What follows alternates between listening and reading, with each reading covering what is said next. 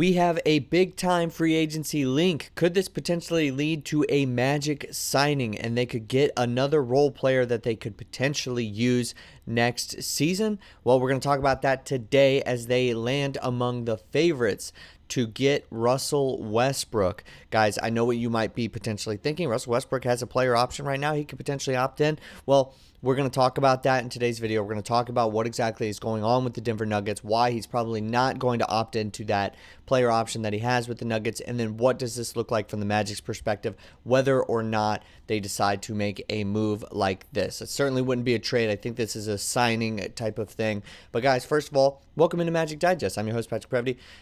This is your one-stop shop for Orlando Magic basketball content here on YouTube. The support has been great, guys. Thank you so much for liking and subscribing to the videos.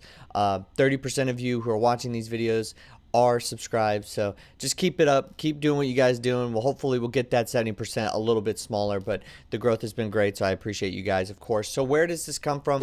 Well, some outlets have been reporting numbers about who could potentially get Russell Westbrook, and the Orlando Magic are tied for second, so they're along with the Atlanta Hawks, and they present a very interesting kind of I don't even know, like, deal or presentation. For lack of a better word, they present an interesting landing spot for Russell Westbrook that a lot of these other teams on this list don't. Simply, you have 4 teams on this list out of 5 that were lottery teams. The Orlando Magic were the only true playoff team, and they probably have a better future than all of these.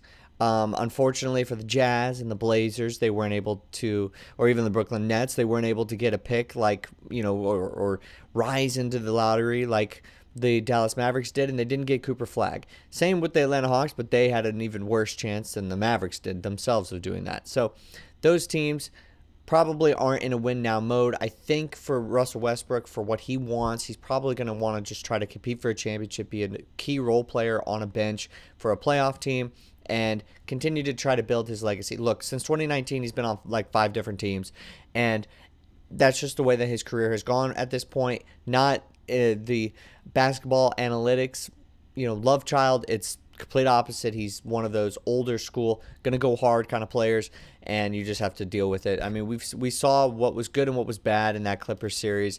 We saw more of what was bad in the Thunder series, but the Nuggets were just generally outmatched for that. So what exactly is going on as far as his contract situation? Well, obviously he's got a player option for the 2025-26 campaign. It'll be set at $3.4 million.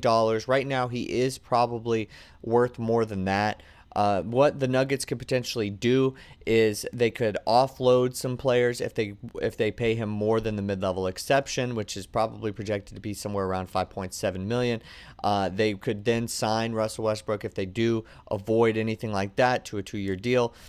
With another player option, and then in 2026 they've got more leverage as far as the cap is concerned, and he could be an early bird free agent. So there's some stuff that they could potentially work with there as far as the cap if they were to just get him on for 2 more years, or if they wanted to truly give him that investment, or if they could do the mid-level exception at $5.7 million for next year, try to, like, if he opts out and then resigns. But right now, I think if he does opt out, I definitely think that there is a good chance that he could potentially go somewhere else. I don't really think that there's any sort of loyalty as far as what he would potentially want from the Nuggets and them as well. They obviously fired their head coach and GM, and I think in part of that was because of the actual amount of minutes that he was getting potentially over some of the younger players. I don't know if that is going to be something that he thinks is a positive for the Nuggets, so I think he's on the outs. Their beat reporter asked him a little bit about what exactly he was looking at towards next season, if he had made a decision on that player option. He doesn't know.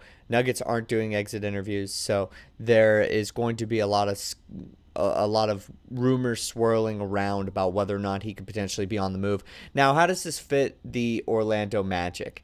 Well, the Orlando Magic don't have shooting right now, and they kind of had limited bench scoring, especially towards the end of the year. I would say at the beginning to the middle part of the year, the Magic did have plenty of bench scoring.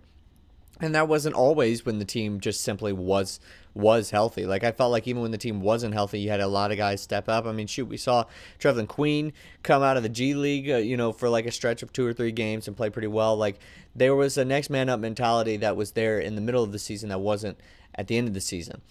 But with that being said, it wasn't there when it mattered most. So you were probably looking towards more bench scoring, somebody else who could potentially be a spark plug, somebody who could be a playmaking guard. And even though he's not a shooter, does he fit? Could he be of service?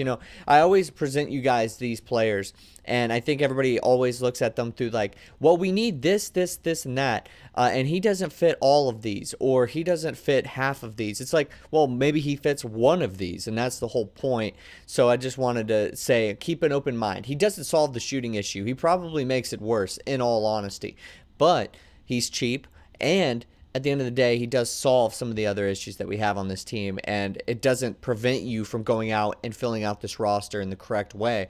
Could you pair Russell Westbrook on the bench with 2 or 3 other shooters? I definitely think that that's for sure possible. We know that this team needs shakeup, so why not go on ahead and do it? Now, the last role player from said Nuggets championship team we signed was KCP. That didn't turn out well, so I did want to mention that. This is definitely not something that I want to compare KCP to, because I definitely think Russell Westbrook is one of the players that's more volatile as far as what he could potentially bring to any organization as far as just risk reward. But definitely should be noted, and something I did also want to say, that not everything is as advertised. So goes both ways, right? Positive or negative for Russell Westbrook, positive or negative for any other sort of shooter that could potentially be out there. Sometimes it just doesn't come to fruition. Malik Beasley was like that with the Bucks, right? Like, he was not good on their team, was really great on the Pistons. So you got to put these players into a position to win and succeed, and that is probably the biggest key out of all of these things. So right now, Russell Westbrook, I would say, is probably a hard pass for me right now. I don't really think, even through my own little pitch, I still don't think that it's enough to bring him into the fold.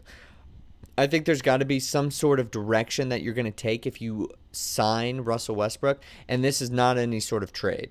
If he opts in and he's really talking to the Nuggets about potentially extending or signing another 2-year deal, like he opts out and he's only talking to the Nuggets, that's it. There's no way in this world that this happens. But with the Magic being competitive, and if Russell Westbrook opts out, I could see a world where there's some mutual interest. But personally, I don't think it's enough right now. And he's 36 years old. I think he's a very talented player, but I just don't think it works. I don't think it fits. And I think as far as the younger guards that we have, I wouldn't want them to not get playtime because of Russell Westbrook, which is a very similar thing that happened on the Nuggets, or appears to have happened behind closed doors on the Nuggets. But let me know what you guys think down in the comment section below. Is Russell Westbrook, for cheap, we're talking $5 million, maybe 1 year kind of thing, a player that you would look into or would like the Orlando Magic to get? Let me know in the comment section below, and I will see you guys next time with more Orlando Magic basketball content.